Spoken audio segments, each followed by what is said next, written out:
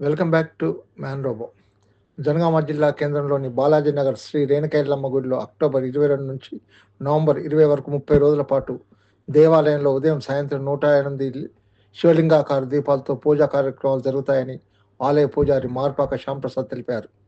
ఈ మాసంలో శివనామస్మరణ, దీపారాధన, నది స్నానం, ఉదయం లేచి చల్లటి నీటితో స్నానాలు చేయడం, నియమాలు పాటిస్తే ఆధ్యాత్మిక, శాస్త్రీయ ఆరోగ్య ప్రయోజనాలతో పాటు శరీరం ఉత్సాహంగా ఉంటుందని, ఉసిరి చెట్టు కింద భోజనాలు, దాన ధర్మాలు చేయడం వల్ల కుటుంబ కలహాలు, చీడ పీడల బాధ తొలగి సుఖశాంతులు కలుగుతాయని, దరిద్రం తొలగిపోతుందని, అలాగే ఇంట్లో దీపాలు వెలిగించడం ద్వారా పితృదేవతల ఆత్మ శాంతించి ఆశీస్సులు లభిస్తాయని అన్నారు. ఈ కార్యక్రమంలో భక్తులు దూడల రమేష్, శోభారాణి, లక్షెట్టి పద్మావతి, తూముకుంట్ల వెంకటనరసింహారెడ్డి, పోకల వెంకటేశ్వర్లు, అయిత జయరాములు, గట్టు భిక్షపతి, వాణి, దోసపాటి శ్రీలక్ష్మి, తూముకుంట్ల విజయ, స్వాతి, సరళ, ఆలేటి పద్మ, గట్టు విజయగౌడ్ తదితరులు పాల్గొన్నారు.